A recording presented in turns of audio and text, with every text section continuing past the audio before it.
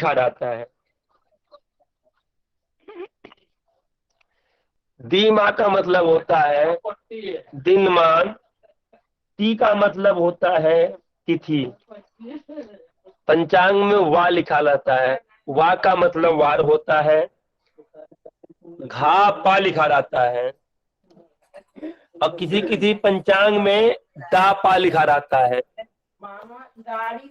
तो दा पा मतलब होता है दंडपला। घा पा मतलब होता है घटी पला। फिर पंचांग में लिखा रहता है घंटा मिनट। घा लिख के बिंदी और मी लिख के बिंदी, यानी घंटा मिनट।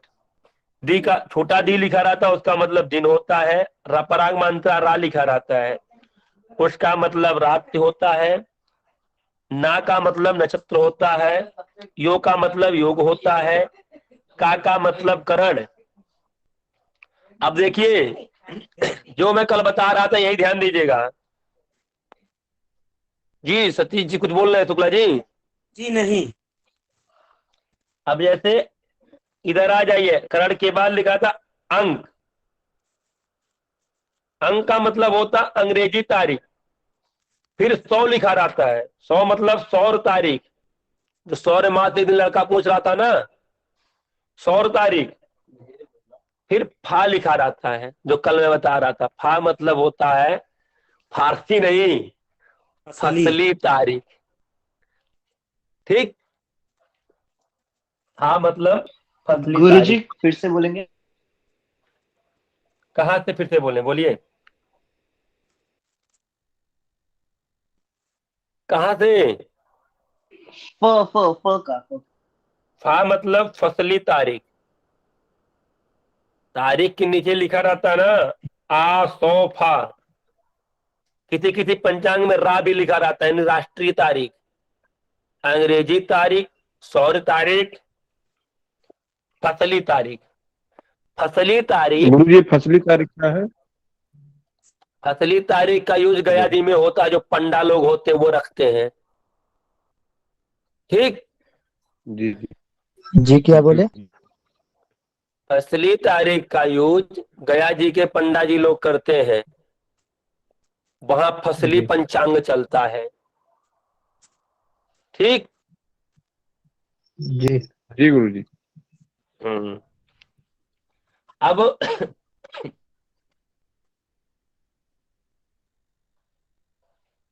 अब लिखा रहता है संकेतिक चिन्ह में ही रा।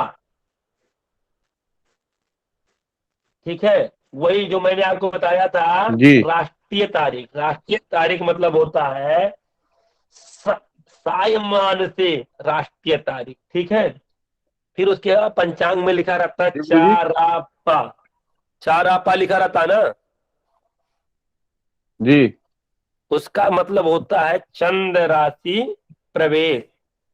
अर्थात उतने घटी उतना पला पर चंद्रमा अपनी राशि को बदलेगा। जी ठीक। जी गुरु जी। अब उसके बाद सु उ लिखा रहता है, जिसका मतलब आप लोग जानते होंगे सूर्योदय। सु आ का मतलब होता है सूर्यास्त। और केवल उ लिख के बिंदी दे देता है तो उसका मतलब उपरांत होता है। और या लिख करके बिंदी देता है तो उसका मतलब यावत होता है। यावत मतलब बाद में। जी और किसी किसी पंचांग में ती और दा लिखता है, यानी कि तिथि दान। रे का पंचांग में रा क्रा लिखता है। रे मेरे मुख से निकल गया था गलती से। रा क्रा लिखता है ना, क्रा लिख के ऊपर जी बिंदी और रा लिख कर। तो रा जी गुरु क्रा जी। का मतलब होता है रवि क्रांति। उसका मतलब होता है जी रवि क्रांति। प्रतिदिन सूर्य का जो कालिक था उसी को रे क्रा लिखते हैं। ठीक है। रवि रा क्रा लिखते हैं, रवि क्रांति। ठीक। इसके बाद आप पंचांग में देखेंगे रे आ लिखा रहता है। इसमें रे आ का मतलब आप लोग अगर जानते होंगे तो सही है, नहीं जानते हैं तो बता देना। कोई जानता हो तो हैंड राइज करें। बोले भगवान। जी रे आ का मतलब होता है गुरुजी रेलवे अंतर। चलिए, रेलवे घटी अंतर, एकदम सही बात। और चा आ का मतलब होता है चंद्रत, चाऊ का मतलब होता है चंद्रोदय, हा का मतलब तो आप सभी लोग जानते होंगे भद्रा। ठीक। अच्छा, अब आप आ जाइए, जब विवाह पद्धति, विवाह के लग्न देखते हैं तो ग्रा बिंदी, फिर वा बिंदी, फिर वी बिंदी, इसका मतलब कितने लोग जानते हैं? हैंड राइज करें। जी गुरु जी, आवाज नहीं आ रही गुरु जी। पंचांग में विवाह लग्न देखते हैं तो ग्रा वा भी लिखा रहता है जी ना, इसका मतलब जी बताइए। बोले बबुल। जी।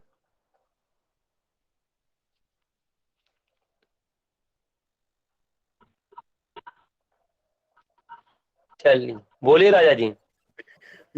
ग्रहण होता है क्या गुरुजी? ऐसा मुझे लग रहा है, मैं भी कंफ्यूज हूँ, लेकिन जो मेरे मति में आया वही कह रहा हूँ। उसका मतलब होता है ग्रह बल विश्वा। उसका मतलब होता है ग्रह बल विश्वा। उस उसका मतलब होता है ग्रह बल विश्वा। हाँ। उसके बाद सूदा लिखा होता है, लिखा रहता है ना पंचांग में, विवाह मुहूर्त में, कि सुधा, यानी कि सूर्यदान, यानी सूर्य सही नहीं, सूर्यदान करना है इस लग्न में। फिर चादा मतलब चंद्रदान, भौदान मतलब भौमदान, सादा मतलब शनिदान, राके, यानी किसी किसी पंचांग में राके लिखा रहता है, किसी किसी लगन में, यानी कि राहु केतु दान। मृग बाल लिखा रहता है, इसका मतलब मृत्यु बाण होता है। अच्छा, ई लिखा रहता है किसी किसी में लग्न एक, लग्न दो, पंचांग में लग्न एक, लग्न दो, लग्न दस ऐसे लिखा रहता है ना। 9 लग्न लिखा रहता है, 5 लग्न लिखा रहता है, इसका मतलब जानते हैं? जी गुरु जी, वही नौवें लग्न में पांचवें यही ना। लग्न में लिखा है वो। जी जी, यही एक मतलब मेष लग्न का है, 2 मतलब वृक लग्न, यही इसका मतलब यही होता है। ठीक। किसी कोई दिक्कत यहाँ जी तक? नहीं। चलिए, अब हम आपको बताते हैं पंचांग में लग्न कितने होते हैं। लगभग लगभग सभी लोग जानते होंगे लग्न कितने होते हैं।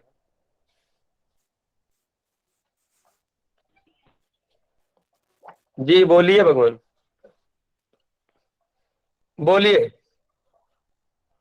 12 लग्न होते हैं गुरु जी। गति से बताइए। जी, 12 लग्न होते हैं। उन तो 12 लग्न के नाम सबको पता ही होगा। राशि तो है गुरु जी लग्न। जी गुरु जी। जी गुरु। जी, जितने राशि होती उतने लग्न होते हैं। एक लग्न कितने समय का होता है? 2 घंटे का लगभग। 2 घंटे से 2.5 घंटा। लगभग 2 घंटे की चलिए। ना। जी,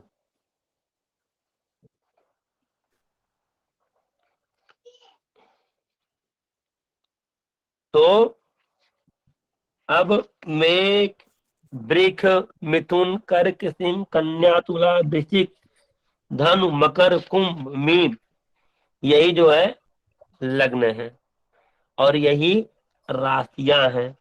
ठीक। अब इनके अलग अलग वो होते हैं। ठीक।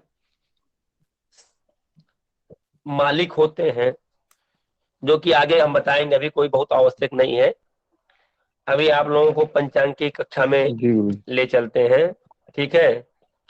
तो जी उसके बाद राशि के बाद लग्न, नक्षत्र होते हैं। नक्षत्र कितने होते हैं? 27 गुरु।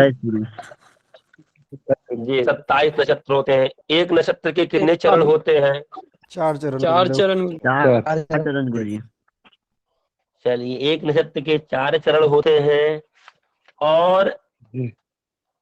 कितने अक्षर मिल करके एक राशि बनती है? 9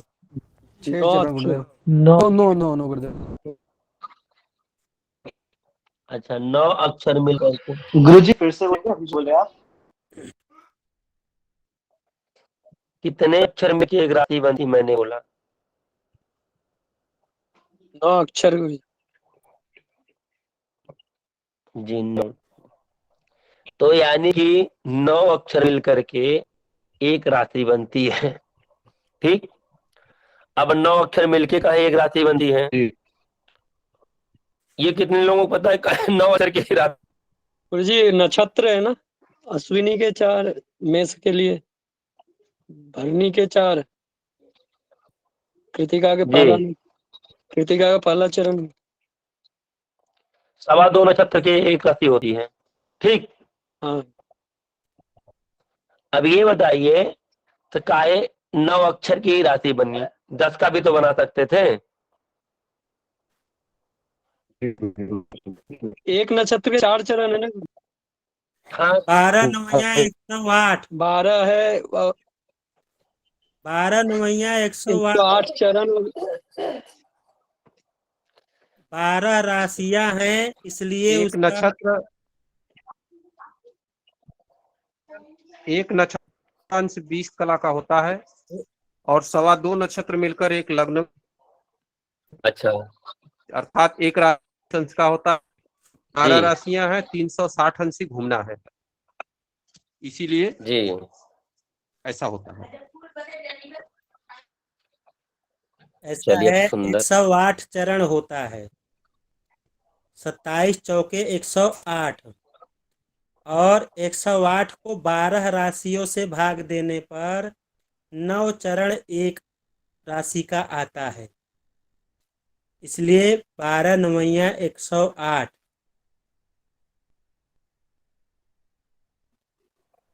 जी गुरुदेव। चलिए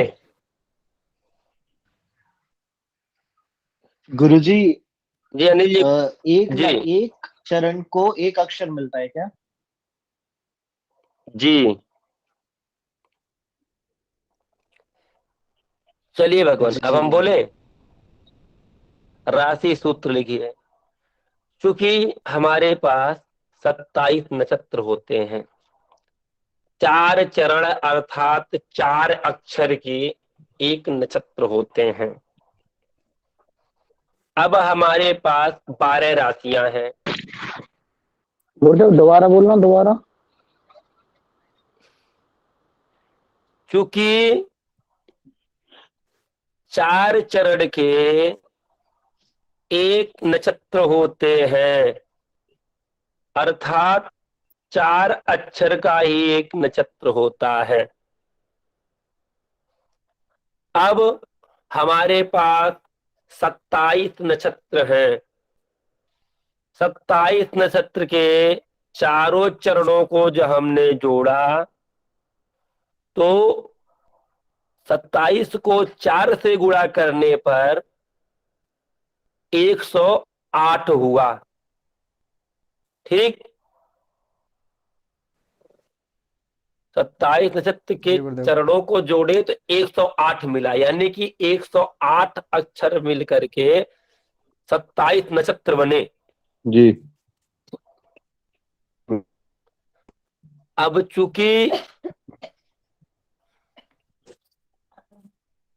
चूंकि हमारे पास राशियां हैं 12, इसी 108 को हमको 12 राशियों में बांटना है। तो हमने जी क्या किया, 12 से 108 को डिवाइड कर दिया, भाग दे दिया, तो 12 नवा जी 108। 108, 108 मतलब 9 से डिवाइड हो गया, यानी इसलिए 9 अक्षर की एक राशि बनी। किसी को कोई डाउट? नहीं गुरुजी। नहीं गुरुजी। गुरुजी यहाँ अक्षर का मतलब वही है ना, अ आ इ ई उ ए वाला। चरण चरण जी जितने शुक्ला चरण हुए उतने अक्षर। एक अच्छा, और एग्जाम्पल अक्षर ले मतलब वही लीजिए, ना जो जैसे मान हिंदी ली वर्णमाला के अक्षर होते हैं। जी जी वर्णमाला के भगवान, अक्षर होते हैं, लेकिन एक एग्जाम्पल ले चूले लीजिए। चोला अश्विनी। लीलू लीलू भरडी। हाँ, तो वही दिहू चे आठ।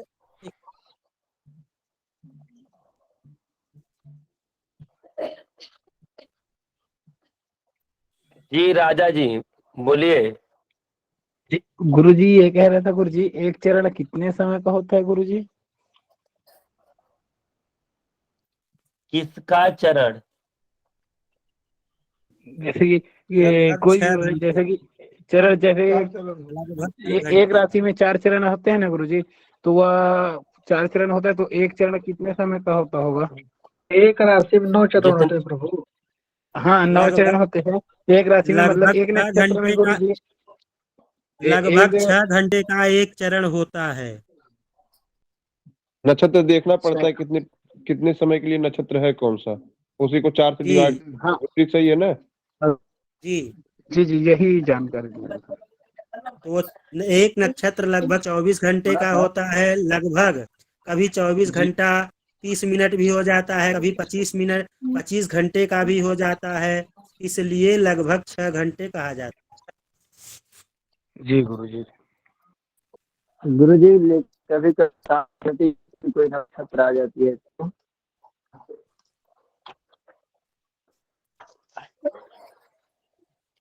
राजा जी कंफर्म हो गए? जी गुरुजी, जी जी। गुरुजी कभी कभी तो नक्षत्र 23 घंटे का होता है, तो क्या उसी में से तो डिवाइड किया जाता है 4 से? क्या है। क्या कितने क्या? घंटे का? जैसे कभी कभी गुरुजी क्या होता है 24 से 25 हो जाता है, तो उसी में से डिवाइड तो किया जाता है 4 नक्षत्र से। का 6 है जी। भगवान, नक्षत्र का 6 मतलब होता है, यदि वो नक्षत्र पिछले समय। नक्षत्र सुनिए, जी। कभी कभी कम कभी कभी अधिक हो जाता है गुरुजी। बतिया सुनेंगे अब मेरी। वो नक्षत्र पिछले दिन ही भोग कर चुका है, इसलिए 1 घंटे आज भोग कर रहा है। तो जब से नक्षत्र जी लगा है, ठीक है, जी गुरुजी। और जब तक जी है उतने को डिवाइड जी बाई 4 करना, यानी जितने दंड जितने पला का है उसको 4 से डिवाइड करके 2.5 का गुणा कर दीजिए, 2.5 से भाग जी दे गुरुजी। दीजिए। जी ठीक है। जी जी जी जी जी क्योंकि मुझे आज जाना भी। ठीक है, एक मिनट आप लोग लाइन में, मेरा एक फोन आ रहा है।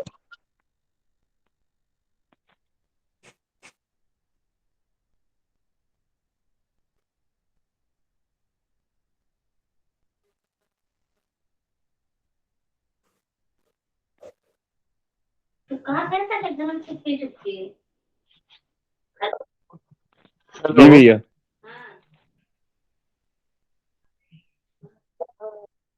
गुरुजी है नहीं, आवाज नहीं आ फोन रही। आ गया गुरुजी। Phone phone. जी गुरुजी। जी जी, मैं आ गया, जा गया। तो अब ये हो गया। जी गुरुजी। इसके बाद एक सूत्र आप लोग जल्दी जल्दी लिख लीजिए, जी इत्यादि कल मैं बनाऊंगा। कल मैं आपको राशियों का स्वामी बनाऊंगा, शून्य जी संज्ञ राशियां, राशियों का अंग भाग और जी सतुता एवं मितता की विधि। सतुता जी मितता गुरुजी। नहीं बताऊंगा, लेकिन विधि उसका बता दूंगा। जी जी राशि जी स्वरूप का प्रयोजन। ठीक। जी जी अब आवश्यक परिभाषाएं जो कुंडली बनाने में लगती हैं। जी ठीक। 60 प्रतिपल जी बराबर 1 विपल, ये मैं बताया भी था एक बार ना आप लोगों को। गुरुजी मैं ज्वाइन नहीं हो पाया था उसमें। जी बताया था। तो इसको आप लोग आपस में शेयर कर दीजिएगा, ठीक है। जी। ग्रुप में डाल आपको दीजिएगा। आपको लेट हो रहा ठीक है है। तो आपको लेट हो रहा है तो मैं शुरू करूं, आप जाइए। जी भगवान, आप शुरू कर दिए, मैं वस्त्र धारण कर लूं। जी जी जी। जी जी, धन्यवाद। जी। सर्वेभ्यो नमो नमः। आप लोग प्रणाम गुरुदेव। नमो नमो। आप लोग एक चीज लिखिए, पंचांग ही देखा जा रहा है तो पंचांग में ही हम लोग शुरू से आवाज नहीं आ देखते रही है हैं। सर। हम लोग पंचांग अभी देख रहे हैं, आ रही है। जी। आवाज नहीं आ रही है गुरु जी। आ रही है अभी। अरे भाई हाँ। आ रही है, टका आवाज आ रही आप दोबारा आप भाई लेफ्ट माइक ऑफ ऑन रखें सभी कीजिए। लोग, माइक ऑफ रखें सभी लोग। हम लोग पंचांग पढ़ रहे हैं, पंचांग की कक्षा हमारी चल रही है, तो पंचांग के ही अंतर्गत हम लोग कुछ जान लेते हैं। आपके जी गुरु जी। पास जो भी पंचांग है, अगर ऋषिकेश पंचांग उपलब्ध है तो ज़्यादा अच्छा है, क्योंकि मैं ऋषिकेश लेकर के बैठा आवाज नहीं हूँ। आ रही है या गुरु जी। समझ हर्ष जी आप भगवान लेफ्ट हो आवाज जाइए तो फिर आ रही ज्वाइन है, होइए। आपकी दिक्कत होगी, प्रॉब्लम होगी आपकी, आवाज आ लेफ्ट रही है होके गुरुदेव फिर की। जुड़िए। लेफ्ट होके फिर से ज्वाइन करिए। की वजह से वो उनका नहीं आ रहा है, लेफ्ट होकर के फिर से ज्वाइन करे हो। जी बोलिए गुरु जी। तो हम लोग पंचांग के ऊपरी परत को एकदम देखते हैं, एकदम ऊपर आ जाइए।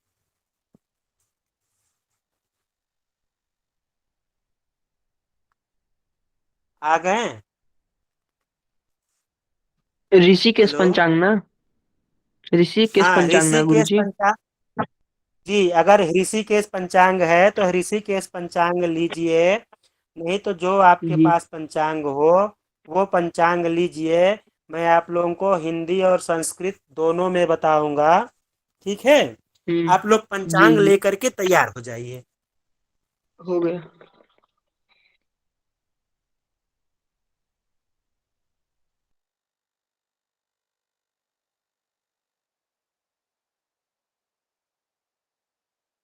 बोलिए गुरु जी।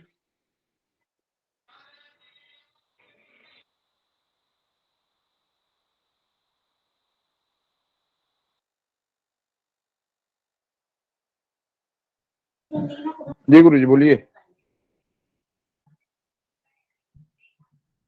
हेलो गुरु जी जी बोलिए। देखिए, सबसे सबसे ऊपर लिखा है, आप लोग जाइए। हिंदी जी में हाँ। बोल रहा हूँ और संस्कृत में भी। लास्ट में आप देखिए, दाहिने हाथ के सबसे ऊपर जी वहां पे क्या लिखा है? विवाह विवाहान्यत्र सप्तशलाका चक्रम। जी विवाह गुरु से अन्यत्र सप्तशलाका चक्र। जी गुरु जी। जी ऊपर प्रथम पृष्ठ पर ही है। हाँ, प्रथम पेज पे सबसे ऊपर ही लिखा हुआ है। जी गुरुदेव निर्णय ये सागर किस जगह पे लिखा हुआ है? ऋषिकेश के जो निर्णय सागर में भी ऊपर ही लिखा होगा। पर लिखा हुआ है। महीने महीने वाले पेजों में लिखना है गुरुदेव? नहीं पाला नहीं, सबसे पाला सबसे ऊपर ऋषिकेश देखिए। हिंदी पंचांग लिखा हुआ है, सबसे ऊपर वाले पन्ने पर ही, जो उसका जिल्द होता है उसी पर लिखा हुआ है। यही तो गुरु जी। हम्म। एक तरफ विवाह में पंचशलाका चक्र होगा, एक तरफ दाहिने साइड में विवाह से अन्य सप्तशलाका चक्र। जी जी गुरु जी। गुरुदेव हमारे में नहीं दिया हुआ निर्णय सागर में। ऋषिकेश नहीं है क्या आपके पास?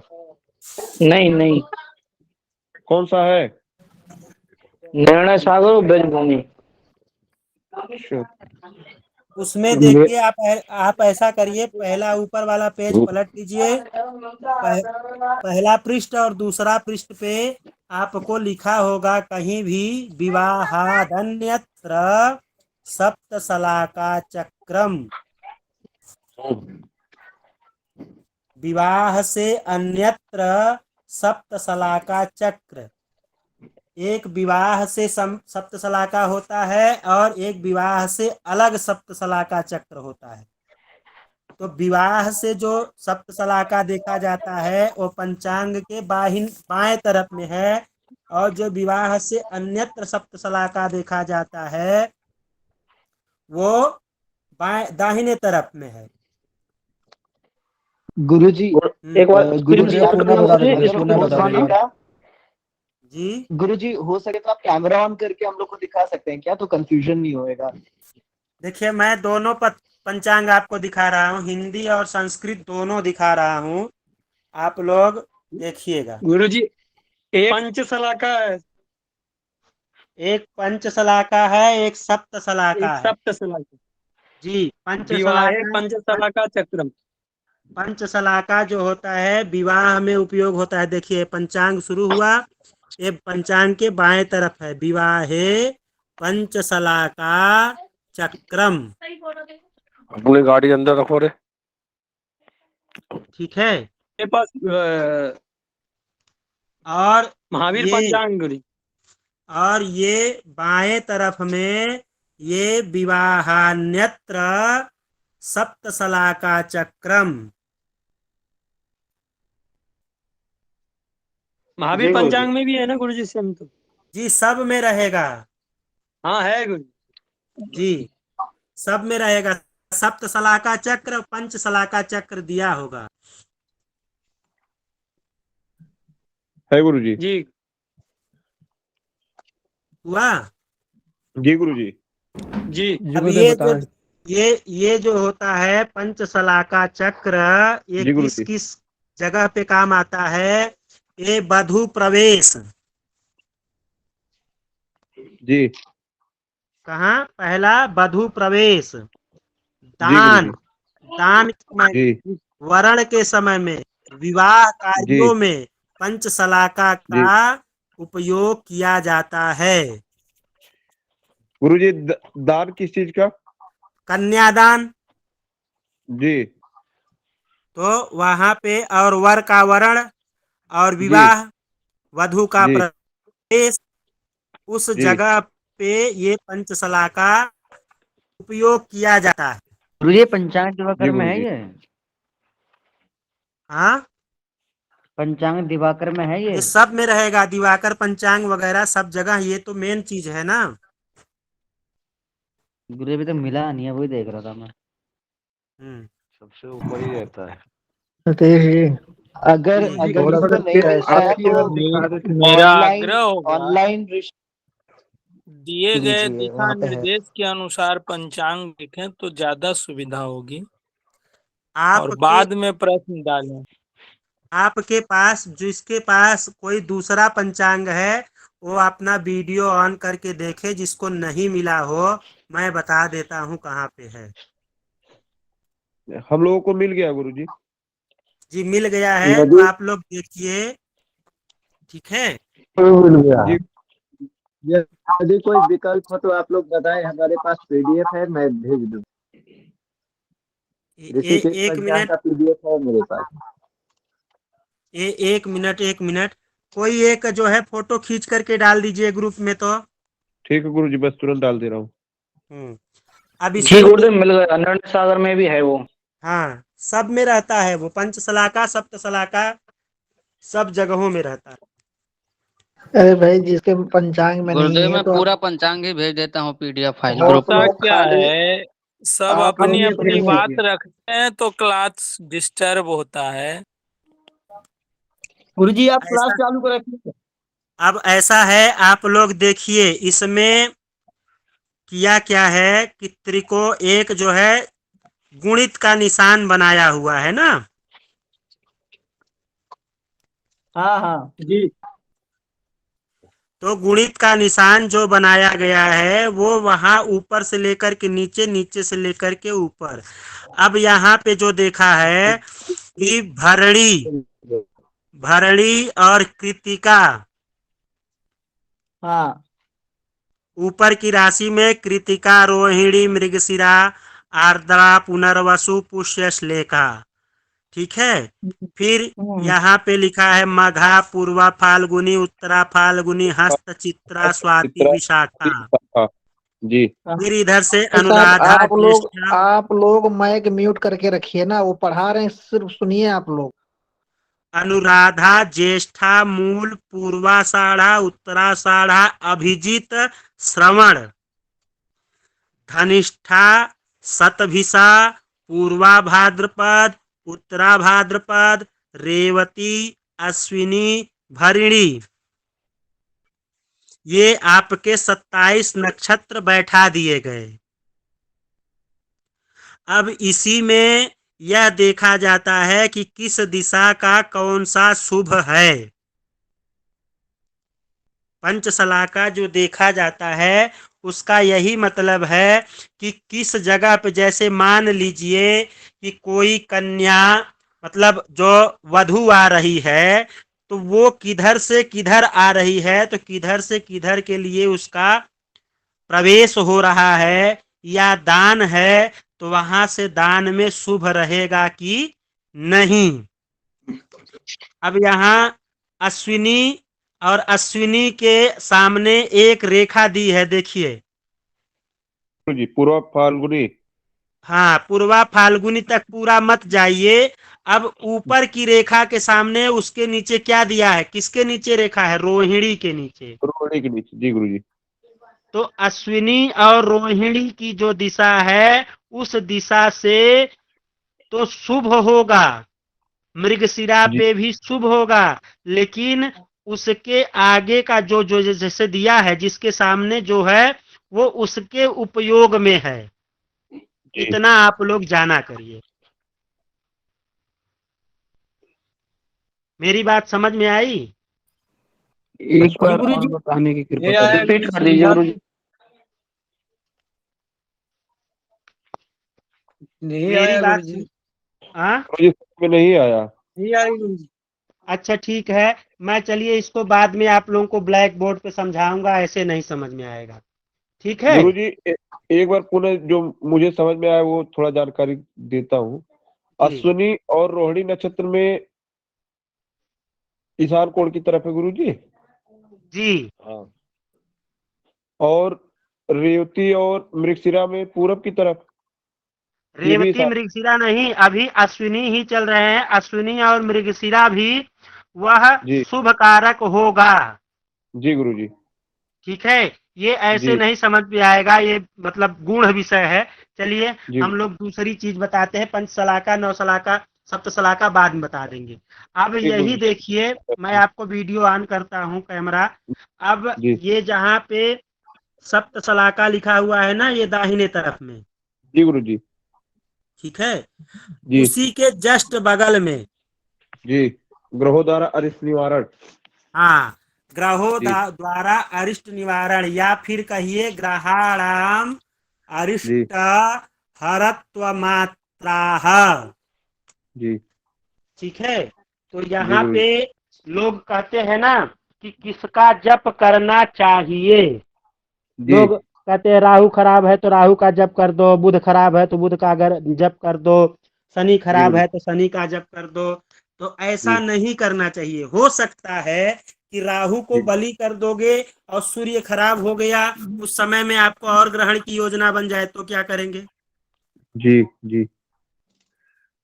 इसीलिए यहाँ पे दिया है क्या, राहु के दोष को कौन नष्ट करता है? बुध।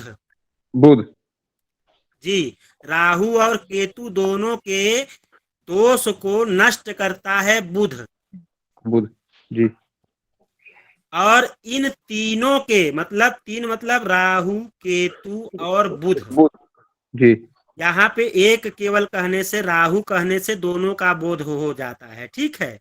इसलिए यहाँ पे 2 लिखा हुआ है। जी। तो बुध और राहु का दोष नष्ट होता है शनि के द्वारा। शनि का जप करने से बुध, राहु, केतु तीनों का दोष नष्ट हो जाता है। जी। गुरुजी ये कहाँ लिखा है? मुझे नहीं दिख रहा है ये पंचांग में। ये ऋषिकेश पंचांग में भी जी। ऋषिकेश पंचांग में भी है और दूसरे पंचांग में भी लिखा है। वहाँ पे आपको संस्कृत में लिखा होगा नहीं मिलता है। भरत्राहा। क्या लिखा हुआ गुरुजी? ये ऋषिकेश पंचांग पे कहाँ पास लिखा है आदरणीय जी? ये ऊपर के दाहिने तरफ में जहाँ सप्त अरे सलाका है उसके ये अपना बगल में। माइक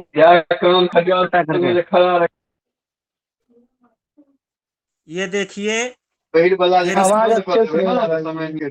ये ऋषिकेश पंचांग हो गया। ये देख रहे हैं, इधर पंच सलाका है, इधर में सप्त सलाका है। सप्त सलाका के तुरंत बाद ही ये संस्कृत में ये देखिए लिखा हुआ है। दिख रहा है? हेडिंग क्या है सर? हेडिंग ये है ग्रहाणाम अरिष्ट हरत्वमत्राह। देखिए हिंदी वाले में होगा ग्रहों द्वारा अरिष्ट निवारण। ग्रुप में डाल दिया गुरुदेव, ग्रुप में डाल दिया हूँ, देख लीजिए आप। ठीक।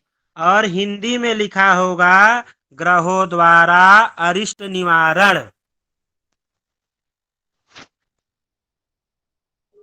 ग्रुप में पीडीएफ है गुरुदेव।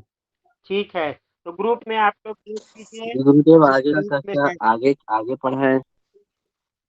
तो ये आप लोग देख लिए, यह निवारण समझ में आ गया ना? जी आगे बताएं उसमें। हाँ, तो अभी हमने क्या कहा, राहु और बुध के दोष को शनि हर करते हैं या नष्ट करते हैं जी। और बुध राहु शनि तीनों के दोष को भौम नष्ट करते हैं और इन चारों के दोष को शुक्र नष्ट करते हैं। समझ गए? अब यहाँ शुक्र सहित 5 हो गए, तो पांचों के दोष को देव मंत्राह मतलब देवगुरु, गुरु जो है वह हरण कर जाते हैं और इन छहों के दोष को चंद्रमा जो है हरण करता है। सर्व दोषो रवि नष्ट, सभी दोषों को रवि नष्ट कर देता है। और यदि सूर्य उत्तरायण में हो तो विशेष फल देता है। अगर किसी के जन्म समय में रवि उत्तरायण हो या जिस समय आप यह निवारण कर रहे हैं उस समय सूर्य अगर उत्तरायण में है तो विशेष लाभ करता है।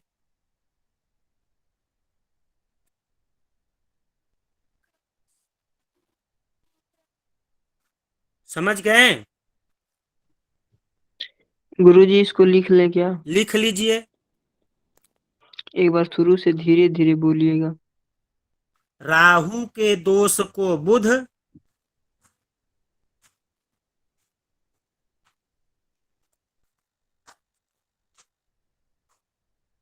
गुरुदेव राहु केतु दोनों है ना?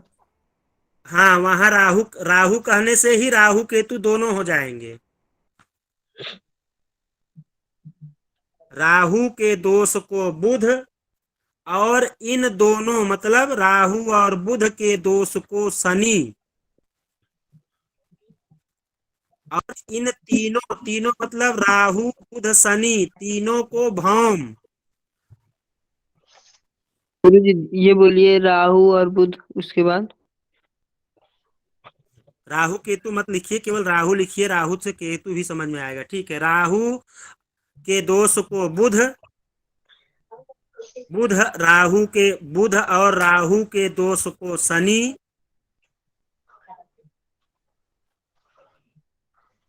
राहु बुध शनि का दोष मंगल।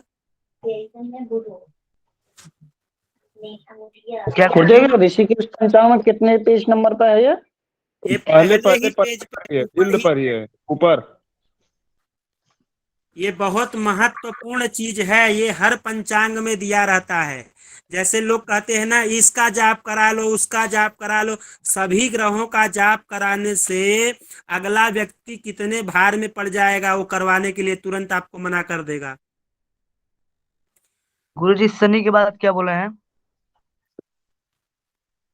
राहु, बुध, शनि तीनों का दोष मंगल नष्ट करता है, भौम नष्ट करता है।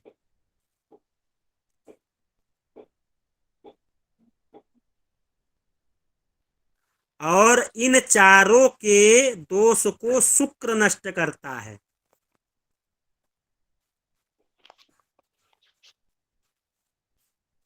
और शुक्र सहित ये 5 हो जाएंगे तो इन 5 के दोष को गुरु नष्ट करता है। और गुरु सहित 6 हो जाएंगे तो 6 के दोष को चंद्रमा नष्ट करता है।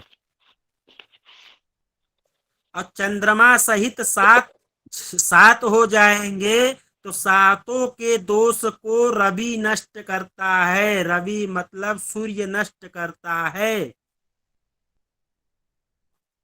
गुरु जी चंद्रमा नष्ट करता है, उसके बाद इन सबको चंद्रमा नष्ट करता है उसके बाद। और इन सभी ग्रहों के दोष को सूर्य नष्ट करता है।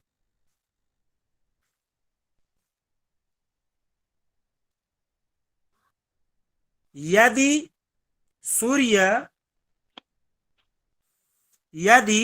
सूर्य उत्तरायण का हो तो विशेष शुभता प्रदान करता है।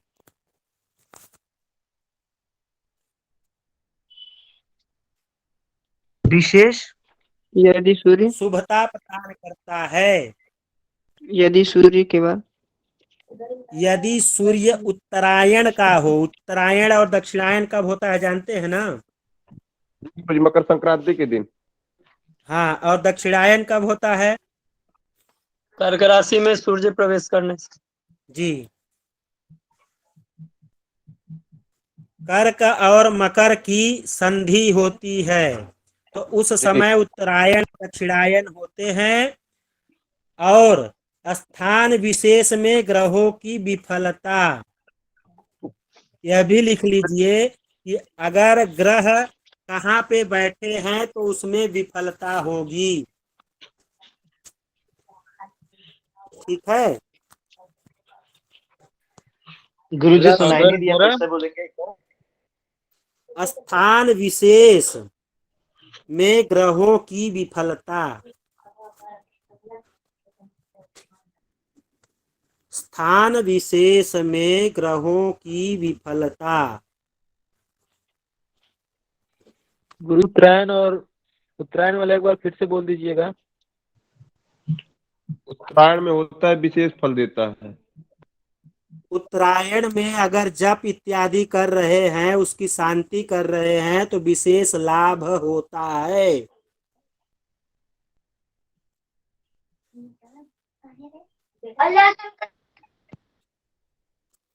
रवि से युक्त चंद्र, रवि के साथ में चंद्रमा हो, विफलता के बारे में बता रहे हैं। जी, यही जो आपके लाल कलर का है, यही वाला, ये संस्कृत में लिखा है, मैं हिंदी में बोल रहा हूँ आप लोगों को।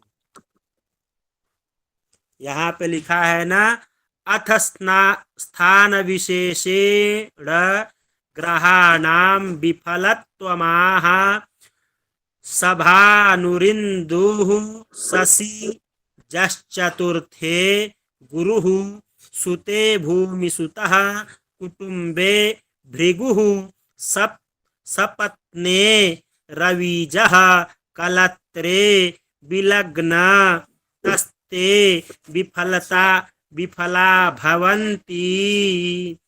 कि इस स्थान पे रहते हैं तो विफल हो जाता है। उसका मैं आपको हिंदी बताता हूँ कि रवि के साथ में रवि से युक्त चंद्र हो,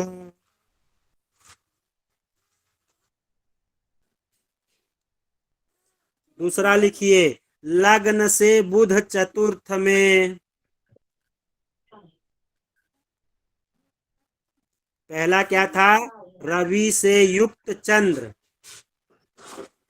और जी। दूसरा क्या? लग्न से बुध चतुर्थ में। लग्न से बुध पहला, चतुर्थ। हाँ, लग्न से बुध चतुर्थ भाव में हो तो ठीक है। गुरुजी तो लग्न को जोड़ा जाएगा कि लग्न को छोड़ा जाएगा? लग्न से ही गिना जाता है। चतुर्थ लग्न मतलब को एक चौथा स्थान। लग्न एक होता है, तन धन भवन माता। जी। हाँ, तो लग्न से चतुर्थ में बुध, गुरु पंचम में,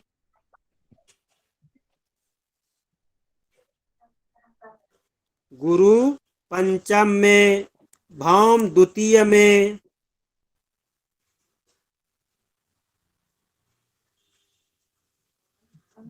भौम द्वितीय में, शुक्र षष्ठम में, छठे भाव में शुक्र,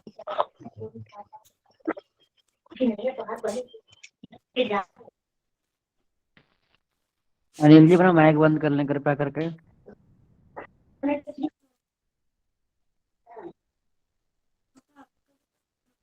शुक्र छठे में लिख लिए।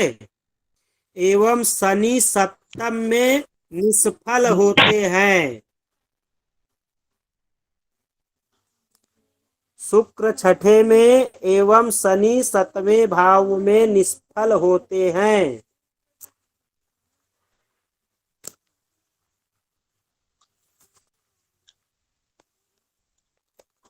हो गया जी।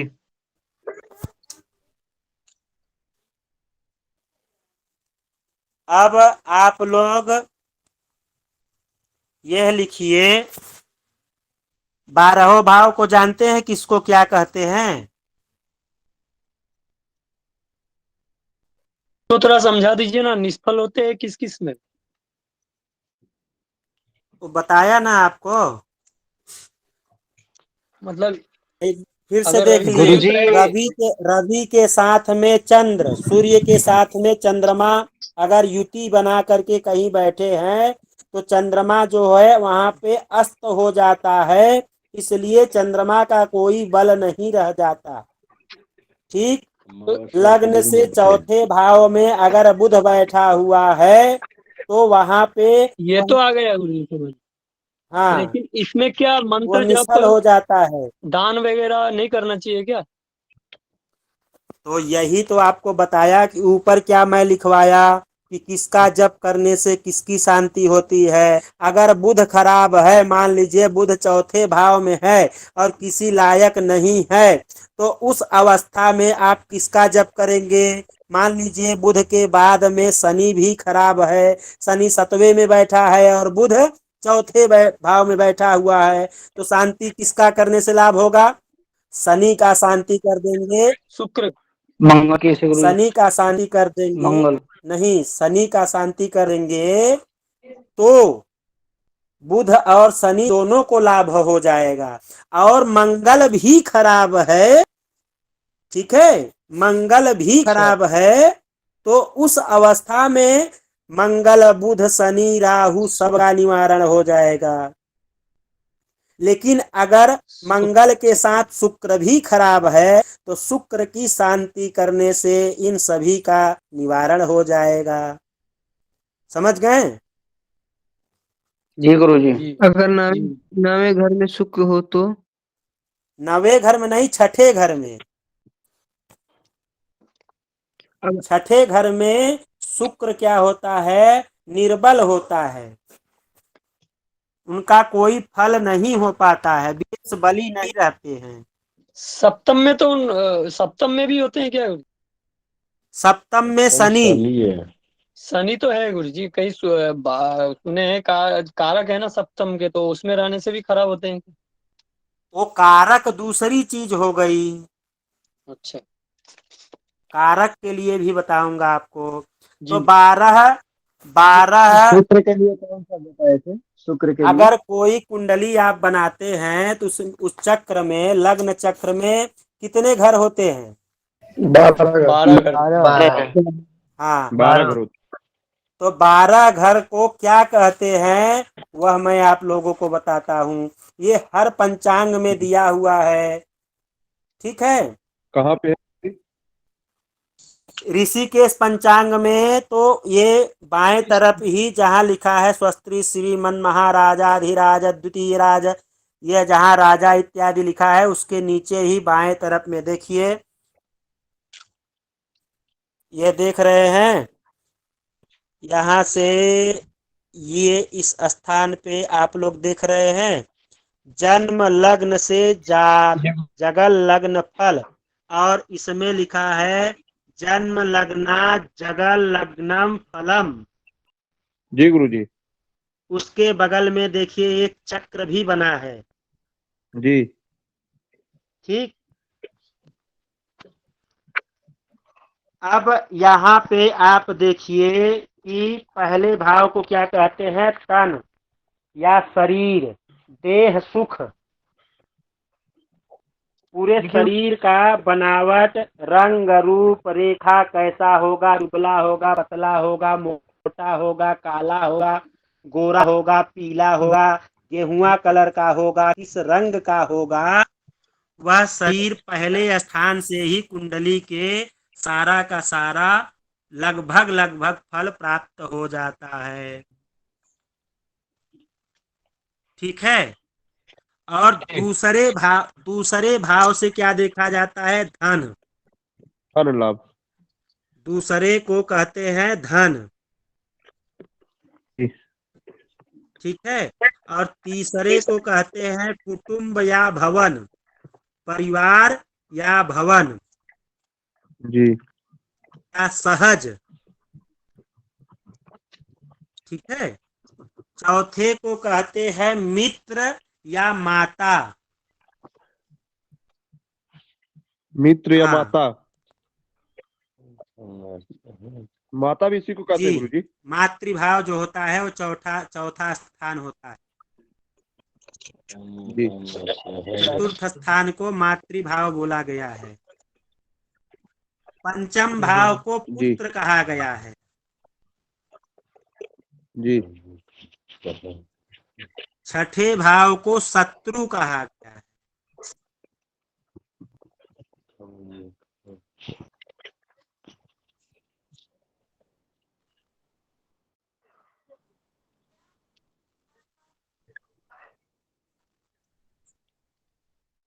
और सातवें भाव को स्त्री कहा गया है। स्त्री का भाव, पत्नी का भाव या पति का भाव।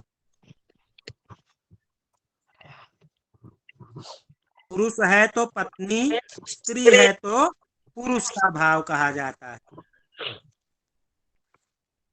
या शादी के बाद इसी भाव को व्यापार या साझेदारी का भी भाव कहते हैं। सातवें को जी, सातवें से साझेदारी भी देखते हैं, सातवें से मृत्यु भी देखते हैं। ठीक है। मार्केश स्थिति भी देखते हैं, और सातवें से जो है साझेदारी देखते हैं, सातवें से व्यापार भी देखते हैं, सातवें से पति भी देखते हैं। ठीक है। आठवें भाव को मृत्यु भाव कहा गया है।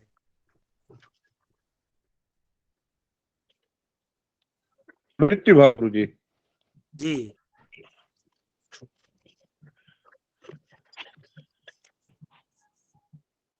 मृत्यु भाव। ठीक है। और आठवां मृत्यु हो गया। सातवें को गुरुजी इसमें मृत्यु भाव दे, आठवें को मृत्यु भाव बताया तो सातवें में भी मृत्यु बताया आप।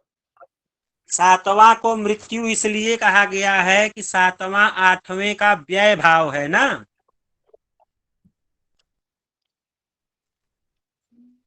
गुरुदेव व्यय का अर्थात गुरुदेव व्यय का मतलब होता है खर्च करना, खर्चा का भाव।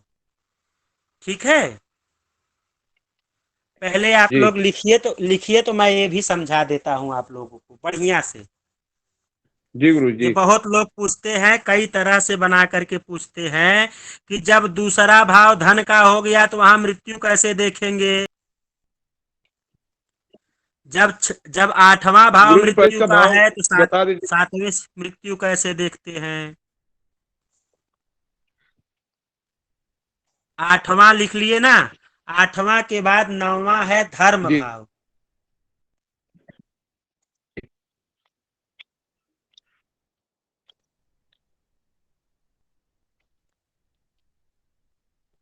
और 10वां है, 10वें से पिता का भी विचार किया जाता है, इसलिए पिता घर भी कहते हैं और कर्म भाव भी कहते हैं। यहीं से जी देखा जाता है कि अगला व्यक्ति किस कार्य क्षेत्र में जाएगा धर्म और भाव तो हो यह गया गुरु जी, कितना और कौन सा धनाढ्य भाव? होगा। 10वां भाव को पिता भाव भी कहते हैं। 9वें भाव से भी, धर्म भाव से भी पिता को देखा जाता है। ठीक है, पिता। जी गुरु जी। 9वें और 10वें दोनों से पिता की स्थिति परिस्थिति दोनों देखा जाता है, लेकिन मुख्यतः 10वां भाव जो होता है उससे पिता देखा जाता है। और 11वां भाव होता है लाभ। लाभ मतलब आय। आय कैसा होगा। जी उसके बाद में 12वां भाव होता है व्यय।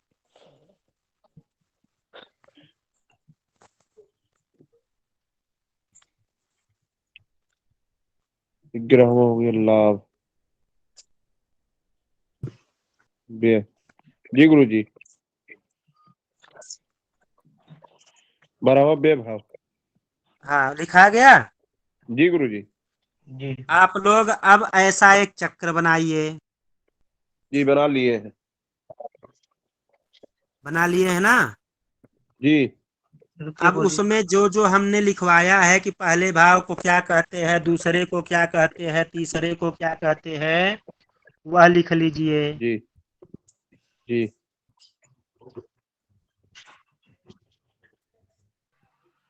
गुरुजी, कुटुंब को दूसरे भाव से भी देखते हैं क्या? वो नहीं दूसरी तीसरे बात भाव हो से। गई।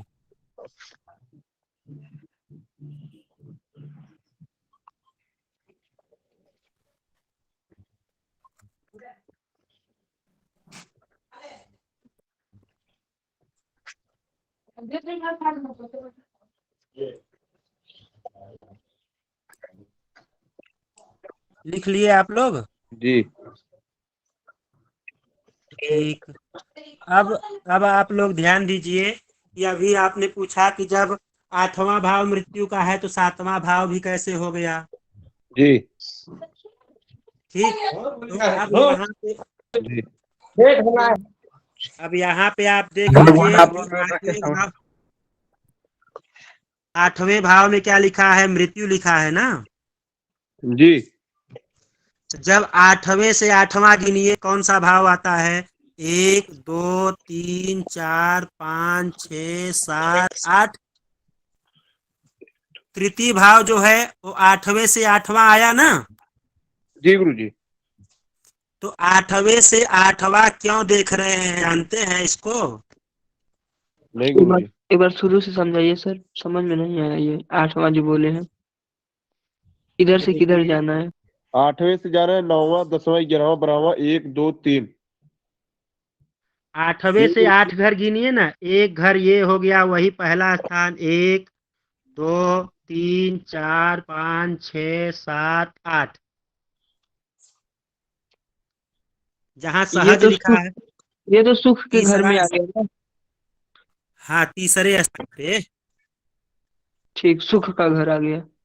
हाँ, तो इसको भी कहा जाता है मृत्यु का। यहाँ भी देखते हैं, लेकिन वहां पे लेकिन इसलिए आया कि व्यय भाव कहाँ दिख रहा है, ये देख रहे हैं। व्यय भाव 7वें में गुरु जी। 12वें भाव को व्यय कहते हैं। जी जी जी 11वें को आय कहते हैं। जी ठीक है, तो जी तन भाव का व्यय भाव कौन सा हुआ? 12वां भाव व्यय हो गया ना। जी गुरु जी। अब मृत्यु का व्यय भाव कौन सा हुआ? 8वें का व्यय, 8वें का व्यय भाव कौन सा हुआ?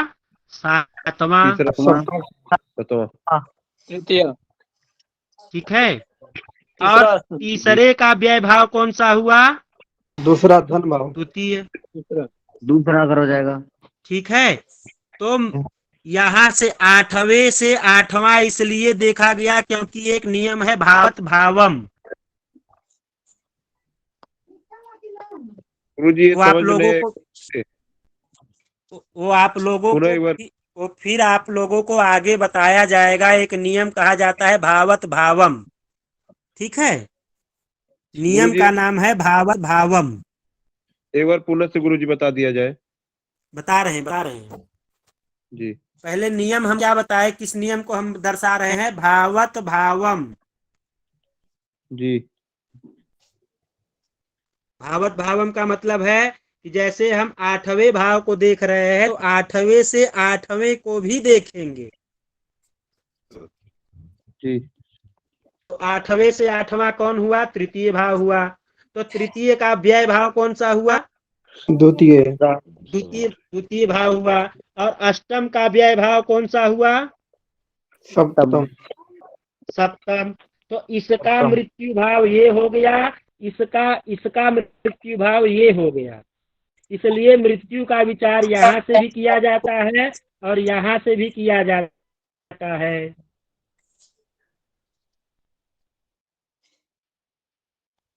एक एक कम रहेगा क्या गुरुजी व्ययभाव? हाँ, जैसे तीसरे का बताए दूसरा व्ययभाव। वो तीसरे का दूसरा व्यय भाव इसलिए कि जब आप इसको लग्न मान लेंगे, 8वें भाव को लग्न मान लेंगे, मतलब जैसे तन भाव है ना। जी जी तो हम इसका जब इसका विचार करेंगे तो इसका व्यय भाव ये हुआ। जी गुरुजी। जब हम इसका विचार करेंगे तो इसका व्यय भाव ये हुआ जी। और इसका धन भाव ये हो गया।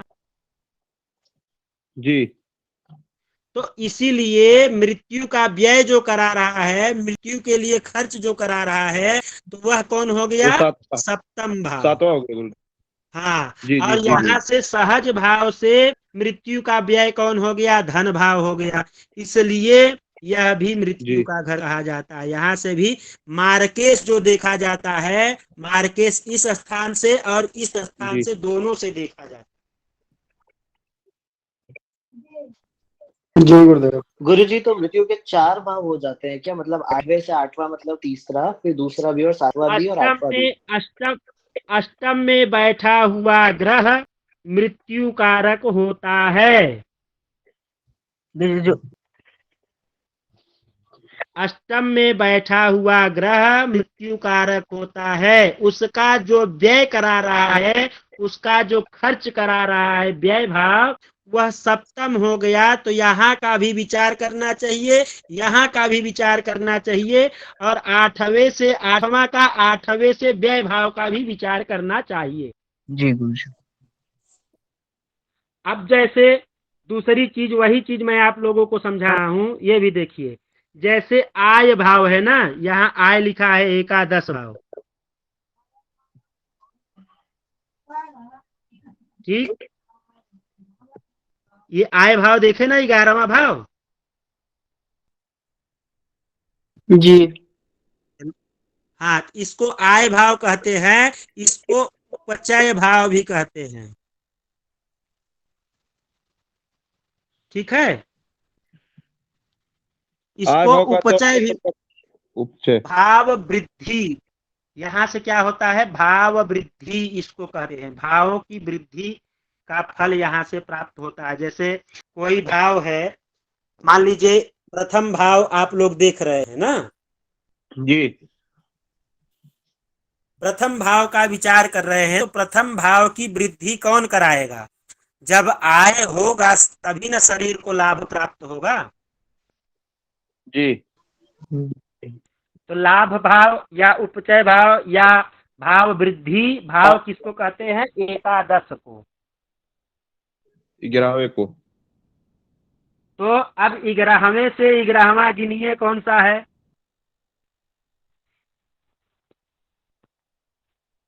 गिनिए, 11वें से 11वां गिनिए। 9वां भाव। 9वां। नवम भाव हुआ ना जी। तो नवम भाव जब 11वें से 11वां हुआ तो आय की वृद्धि भाव ये हुआ कि नहीं हुआ? हो गया गुरुजी। जी गुरुजी। आय की वृद्धि कैसे होगी? जब व्यक्ति धार्मिक होगा, जब व्यक्ति अच्छे कर्म करने वाला होगा, जब व्यक्ति जी उस तरह का कृत्य करेगा, पिता का सम्मान करेगा, उस तरह के जी कृत्यों से लगा रहेगा, तो उसके धर्म के बल पे कर्म की वृद्धि होगी। जब कर्म जी की वृद्धि होगी तो यहाँ अगर शुभ ग्रह बैठे हुए हैं, शुभ दृष्टि से देख रहे हैं, तो उस अवस्था में यहाँ से सरकारी नौकरी इत्यादि या बड़ा कार्य आप बता सकते हैं। व्यक्ति डॉक्टर होगा, कि व्यक्ति चपरासी होगा, कि व्यक्ति कांस्टेबल होगा, कि व्यक्ति आईपीएस अधिकारी होगा, कि व्यक्ति आईएएस अधिकारी होगा। जी जैसे कि वो लाभ के घर ग्रहों में पे, गुरुजी लाभ के घर में चंद्रमा जैसे बैठ जाए हाँ, तब लाभ के घर में कौन सा लाभ है? आय भाव। लाभ के घर तो वही आय भाव ना, एकादश गुरुजी। एकादश को लाभ भाव कहेंगे ना, आय भाव। जी हाँ, जी तो एकादश भाव जी में चंद्रमा किस स्थिति में बैठा हुआ है वह भी देखा जाएगा और कुंडली विश्लेषण के ऊपर जाएगा। जी अब चंद्रमा वहाँ उच्च का है कि नीच का है वह भी देखा ये जाएगा। कुंडली चंद्रमा अस्त है कि पूर्ण है, पंचांग से के साथ चंद्रमा अगर है के साथ आपको क्या लिखवाया है तो नील हो जाता है। सूर्य और जी बुध 10वें घर में बैठे हैं ठीक, कर्म के घर में। वह वहाँ पे इतना अभी मत ले जाइए, अभी आप ले आइए, बता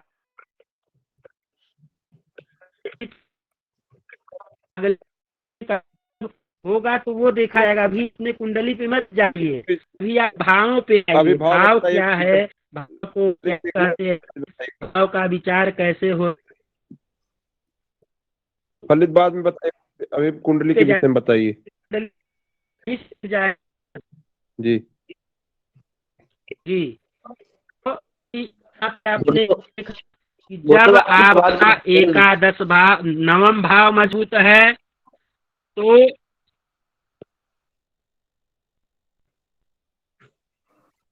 आवाज नहीं आ रही है गुरुजी। गुरुजी अभी आवाज आ रही है कि नहीं? गुरुजी आवाज नहीं आ रही है। जी अभी आ रही है। जिसको नहीं आ रही नहीं आ रही है।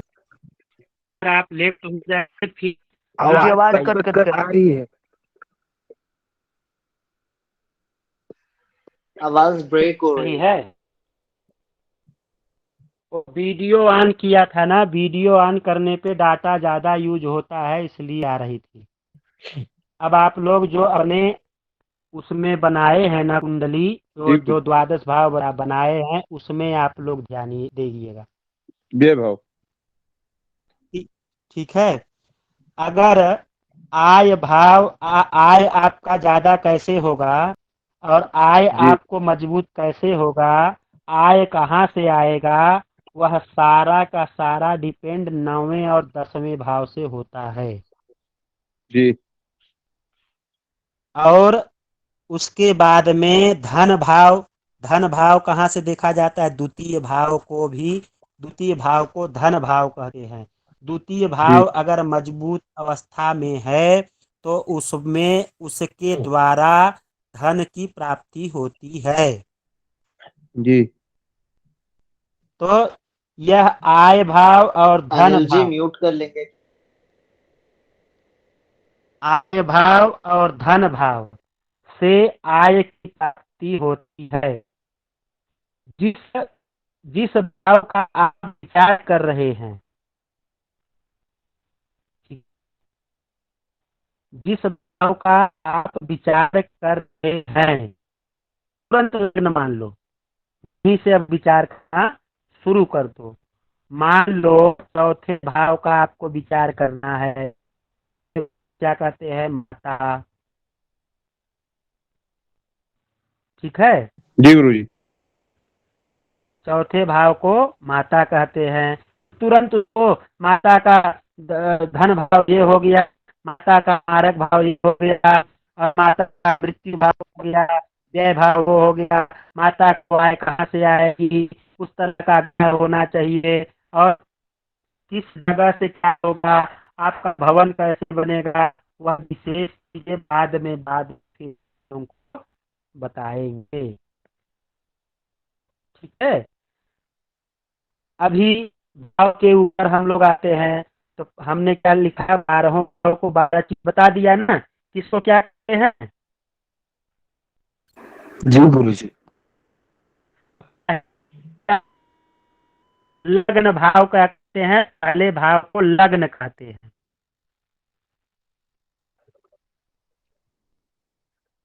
और 1, 4, 7 और 10वें भाव को केंद्र कहते हैं। गुरुजी एक 4 को केंद्र कहते हैं।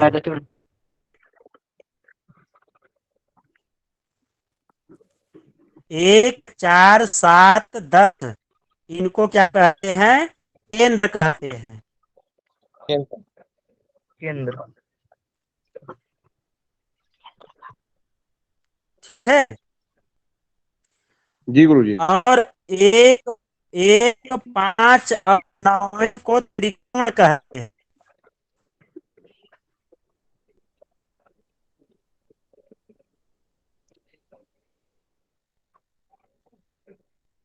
एक 5 और 9 भाव को त्रिकोण कहते हैं। 1, 5, 9वें भाव को त्रिकोण कहते हैं। हाँ,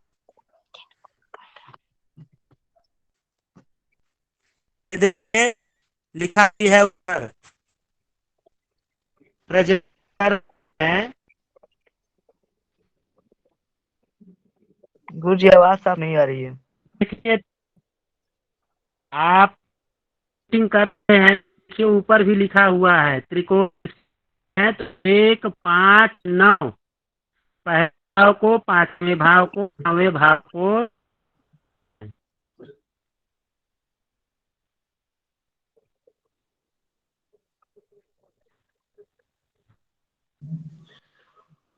मुझे आवाज नहीं आ रही है आपकी। हेलो,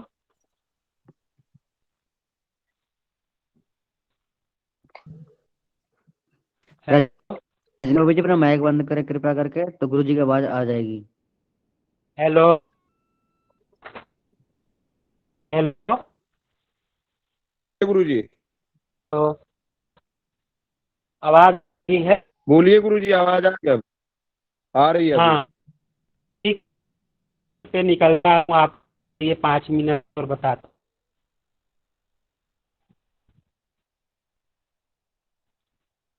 अब आ रही है?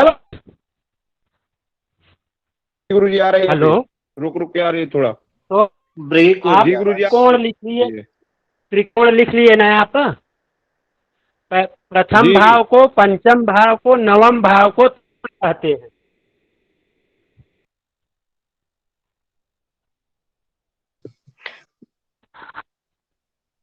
हो गया? क्योंकि प्रथम भाव केंद्र में आ गया, इसलिए कहीं कहीं पंचम और नवम को ही त्रिकोण कहा जाता है। जी गुरुजी। इसलिए कि एक मत और है जी, एक मत और है। हेलो, अब आ रही है? देखिए, मैं आप लोगों के लिए छत पे आ गया हूँ। अब इससे ज्यादा कहाँ नेटवर्क खोजूं?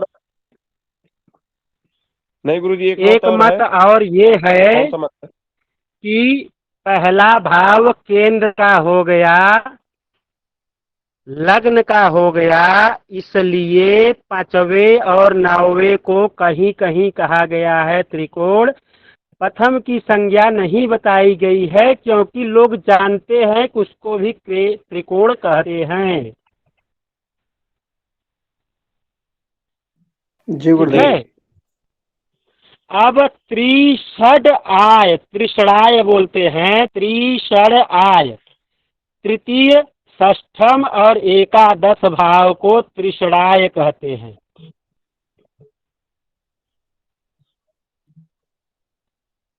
तृतीय, षष्ठम, छठे भाव को और एकादश भाव को त्रिषडाय कहते हैं, त्रिषड आय।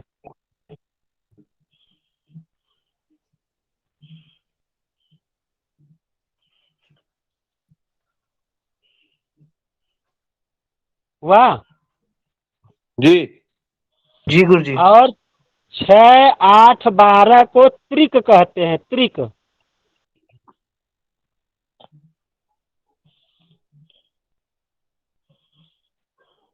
छः, 8, 12 को त्रिक कहते हैं।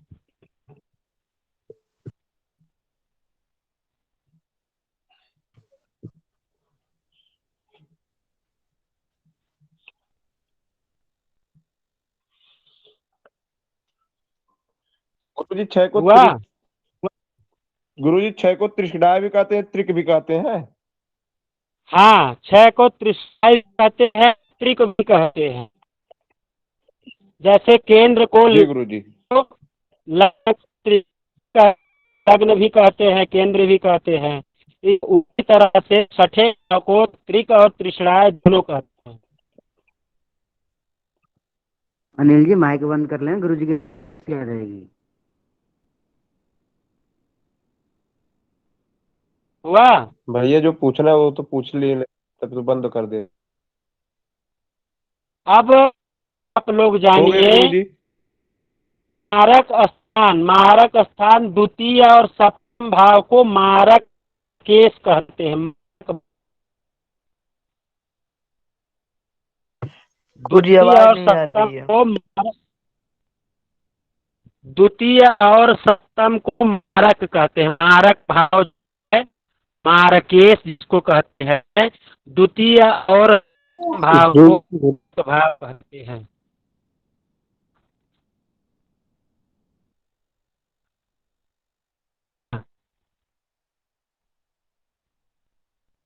गुरुदेव मार्केस खराब हो जाना गुरुदेव।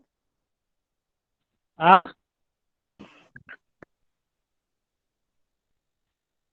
पहले द्वितीय आप लोग और भाव इत्यादि लिख। द्वितीय और सप्तम भाव को मारकेश कहते हैं, मारक भाव कहते हैं। और मारक भाव में बैठने वाले ग्रह को मारकेश कहते।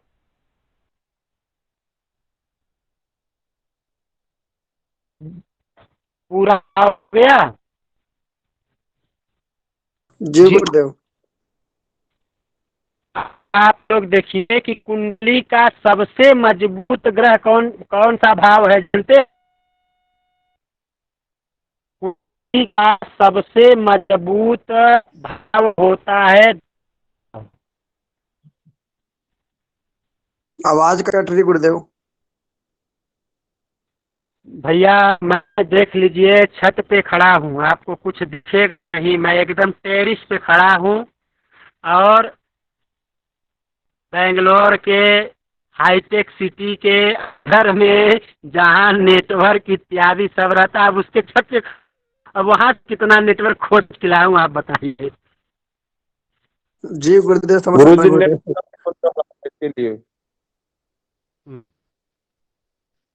जी सब कुछ सोचते हुए देखिए, क्योंकि अभी सर्दी का समय चल रहा है। ठीक है, कुंडली का आप सबसे थोड़ा सा नेटवर्क का सब प्रॉब्लम चलेगा, कुंडली का लेकिन आप भाव का सबसे मजबूत भाव होता है दशम भाव।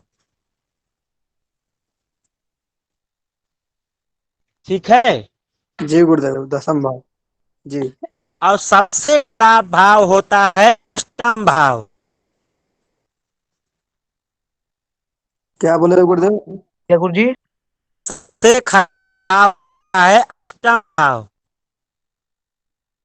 गुरुदेव बोल रहे हैं सबसे खराब घर होते हैं अष्टम। अष्टम भाव जो होता है वो सब खराब भाव होता है, जी गुरुदेव। लेकिन ये नहीं कि हर समय के लिए अष्टम खराब खराब ही होता है गुरुजी। रहता है। यह भी नहीं कहिएगा कि हर समय के लिए खराब ही रहता है। पीएचडी करने अष्टम भाव से ही कहता है कि यह पीएचडी कर पाएगा कि नहीं, शोध कर पाएगा कि नहीं। शोध आदि अष्टम भाव से देखा जाता है। जी गुरुदेव। ठीक है जी जी। अब जो है ये चीज हो गया। अब ये देखिए कि जो 1 5 9 त्रिकोण मैं जिसको आप लोगों को बताया, जी गुरुदेव। इस भाव में कोई भी ग्रह रहे वह शुभ फल ही देता है। अशुभ फल देता है गुरुजी। त्रिकोण और केंद्र में रहने वाले ग्रह शुभ फल देते हैं, चाहे अशुभ ही क्यों ना हो। जी गुरु। केंद्र और त्रिकोण, केंद्र कौन सा हो गया? 1 4 7 10। त्रिकोण कौन सा हो गया? 5 9। इन भावों में चाहे शुभ ग्रह बैठे चाहे पाप ग्रह बैठे, लेकिन फल में शुभता आ जाती है। गुरुजी अगर इन भावों में अगर कोई नीच राशि का ग्रह बैठा हो तब भी अच्छा रहेगा वो? पापक ग्रह भी बैठा हो, राहु केतु भी बैठा हो, वह भी फल शुभ देता है, लेकिन स्वभाव नहीं छोड़ता है। ठीक है, समय मिलने पर आपको दबोच ही देगा, लेकिन जो जितना उसका फल है कि बहुत ज्यादा परेशान करने की स्थिति में है, तो उस अवस्था में क्या करता है, आपको अपने बुरे फलों में कम कर देता है और अच्छा फल थोड़ा ज्यादा देने लगता है। जी गुड। ठीक। और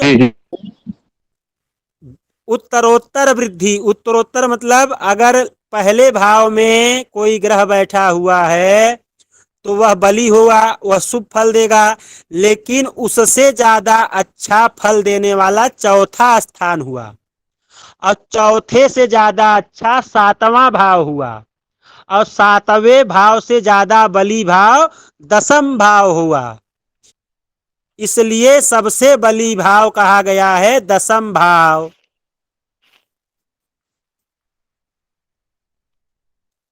ठीक है। जी गुरुजी। और 5वें से ज्यादा 9वां बली होगा, 5वें भाव से ज्यादा बली 9वां भाव होगा। गुरुदेव दोबारा बोलना, 1 से अच्छा तो 5 होता है। 1 से अच्छा 4 होता है, 1 से बली चौथा घर होता है, चौथे से बली 7वां होता है, 7वें से बली 10वां होता है। ये शुभत्व में, शुभता में बली होते हैं। ठीक है, शुभता में बली होते हैं। 1 से 4, 4 से 7, 7 से 10वां भाव बली होता है, शुभ फल देने वाला होता है। और 5वें से 9वां भाव बली होता है, शुभ फल देने वाला होता है। ठीक है। और 6 8 12 में बैठने वाले ग्रह, आवाज जा रही है? जी गुरुदेव जी आ रही है आपकी बात। 6 8 12 भाव में बैठने वाले ग्रह चाहे शुभ हो चाहे अशुभ हो, हर समय पाप फल ही देते हैं।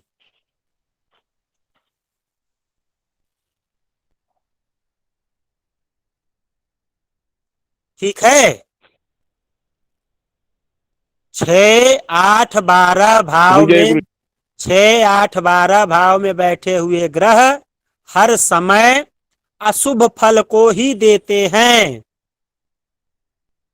यह सभी अवस्थाओं के लिए नहीं है, कभी कभी छठा भाव भी बहुत ज्यादा लाभ देता है।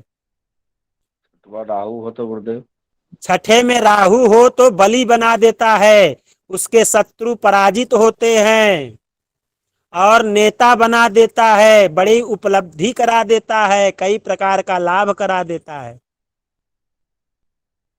और आठवें में मंगल गुरुजी। आठवें में मंगल हो तो मंगल अपना फल भूल करके आठवें भाव में सबसे, लेकिन मंगल को क्या कहा गया है, मंगल का आठवां कारक भाव भी कहा गया है। वो हम आप लोग को आगे फिर बताएंगे कौन सा ग्रह किस भाव का कारक ग्रह है, कि कारक का मतलब उस घर में बैठ जाने से उसको बल मिलता है। ठीक है जी गुरुदेव। शनि और मंगल का आठवां घर और सातवां घर शनि और मंगल का भी है, तो शनि और मंगल अगर उस भाव में बैठ भी गए, शनि अगर आठवें भाव में बैठ गया तो आपकी मृत्यु में बल दे देगा, तब आपकी आयु बड़ी हो जाएगी, लंबी आयु वाला हो जाएंगे। आपको और मंगल गुरुदेव। मंगल को भी उसी कारक, उसी तरह का कारक, तो अपने घर को कोई बुरा बनाता है? नहीं गुरुदेव। तब अपना घर अगर हो गया, कारकत्व हो गया, तो उस स्थान पे वह क्या हो जाएगा, बली हो जाएगा। जैसे अब मेष लग्न की कुंडली हुई, तो मेष लग्न की कुंडली हुई तो पहले और आठवें दोनों का मालिक मंगल हो जाएगा। जी। तो मंगल आठवें घर का मालिक हो गया जब, तो उस स्थिति में क्या अपने घर को नुकसान देगा? नहीं गुरुजी, नहीं दे। गुरुदेव अगर वो गुरुदेव मकर का हो तो गुरुदेव, अगर मकर का हो तो लगन। तो उस स्थिति में एक ही दिन नहीं जान लीजिए ना, मैं जो बता रहा हूँ वो आप लोग थोड़ा सा ध्यान दीजिए, वो मैं और आगे फिर बताऊंगा। ठीक है। बैठने वाले ग्रह कौन सा फल देंगे ये बताइए थोड़ा। दूसरे दूसरे घर में और सातवें घर में बैठने वाले ग्रह। मैंने आपको क्या कहा कि सातवें घर में बैठने वाला ग्रह भी शुभ फल देगा। जी गुरुजी। सूर्य को छोड़ के, जी गुरुदेव। सूर्य को छोड़ के, सूर्य क्या होता है, सूर्य पत्नी भाव में बैठ जाता है तो वहां विष योग इत्यादि बनते हैं, इसलिए पत्नी को नुकसान होता है। और क्या करता है कि राजा जहां बैठता है अपने आजू बाजू किसी को बैठने देता नहीं है, किसी का प्रभाव जमने देता नहीं है, किसी को उस निगाह से नहीं देखता है, दया के भाव से नहीं देखता है, क्योंकि राजा है, दया के भाव से ही देखेगा तो बाद में वह कपार पे चढ़ जाएगा। इसलिए अगर मान लीजिए कुंडली में मांगलिक योग नहीं है, फिर भी अगर सूर्य सप्तम भाव में बैठ गया है तो आप मांगलिक के बराबर ही समझना चाहिए। जी गुरुजी। हाँ, अब सातवें घर में गुरुजी मैं लिखा हूँ, सातवें घर में सारे ग्रह शुभ फल देते हैं सूर्य को छोड़कर। हाँ, सूर्य सातवें घर में शुभ फल नहीं दे पाता है, शुभ उतना मतलब हर चीज में नहीं, हर अवस्था में नहीं, ये भी ध्यान दीजिए। मैं आपको जो भी बता रहा हूँ, छठे भाव का भी आपको बोला, यहाँ पे बैठे हुए 6, 8, 12 में भी बोला कि यहाँ पे बैठे हुए ग्रह जो है अशुभ फल ही देते हैं, लेकिन सभी अवस्थाओं के लिए नहीं, सभी चीजों के लिए नहीं, उस स्थान के जीव तत्व को नुकसान देते हैं। जीव तत्व कौन सा हुआ, सप्तम भाव का जीव तत्व हुआ स्त्री, पत्नी भाव हुआ ना।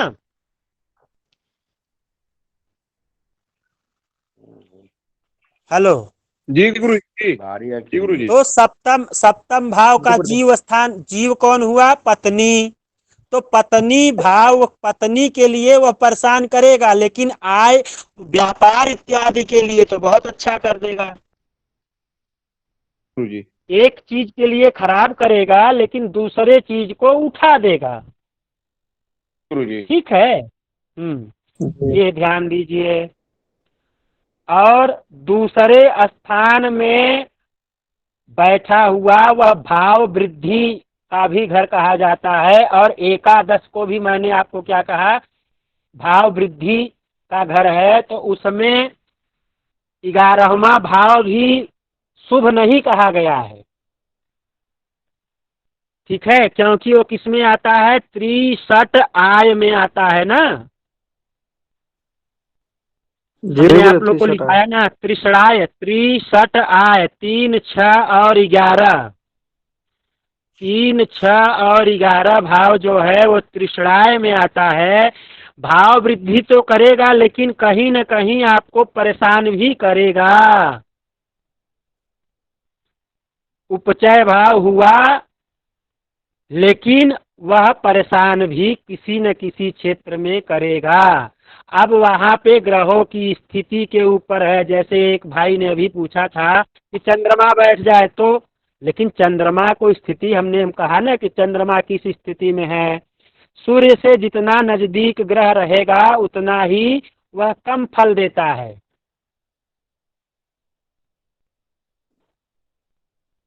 समझ गए?